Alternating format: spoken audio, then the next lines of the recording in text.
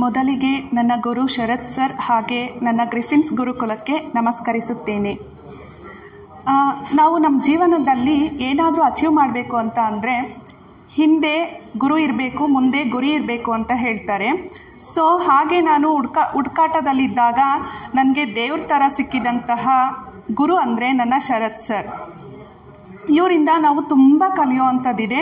MLM ಶರತ್ sir ಅಂದರೆ just multi level marketing ಮಾತ್ರ ಅಲ್ಲ, ಇವರಿಂದ ನಾವು ಸ್ಪಿರಿಚುವಲ್ ಶಿಕ್ಷಣ, ಕೆರಿಯರ್ ಶಿಕ್ಷಣ ಹಾಗೆ ಲೈಫ್ ಶಿಕ್ಷಣ ಇವನ್ನೆಲ್ಲ ಕೂಡ ನಾವು ಕಲಿಬೋದು. ಇವ್ರ ಹತ್ರ ನಾವು ಶಿಕ್ಷಣ ಪಡ್ಕೊಂಡ್ವಿ ಅಂದರೆ ಎಂದಿಗೂ ನಾವು ಜೀವನದಲ್ಲಿ ಹಿಂದೆ ಉಳಿಯೋಕ್ಕೆ ಸಾಧ್ಯ ಇಲ್ಲ. ನಾವು ಜೀವನದಲ್ಲಿ ತುಂಬ ಅಚೀವ್ ಮಾಡ್ಬೋದು. ಹಾಗೆ ನನಗೆ ಇವತ್ತಿನ ಕ್ಲಾಸಲ್ಲಿ ತುಂಬ ಇಷ್ಟ ಆದಂತಹ ಟಾಪಿಕ್ ಅಂದರೆ ವಿದ್ಯೆ ಮತ್ತು ಶಿಕ್ಷಣ. ನಾನು ಈ ಏಜಿಗೆ ಬಂದ್ರೂ ಕೂಡ, ಈಗ ನಾನು ನನ್ನ ಮಕ್ಕಳಿಗೆ ಟೀಚ್ ಮಾಡ್ತಾ ಇದ್ರೂ ಕೂಡ ವಿದ್ಯೆ ಮತ್ತು ಶಿಕ್ಷಣ ಅನ್ನೋಂತಹ ಎರಡು ಟಾಪಿಕ್ನ ಡಿಫ್ರೆನ್ಸಸ್ ಗೊತ್ತಿರಲಿಲ್ಲ.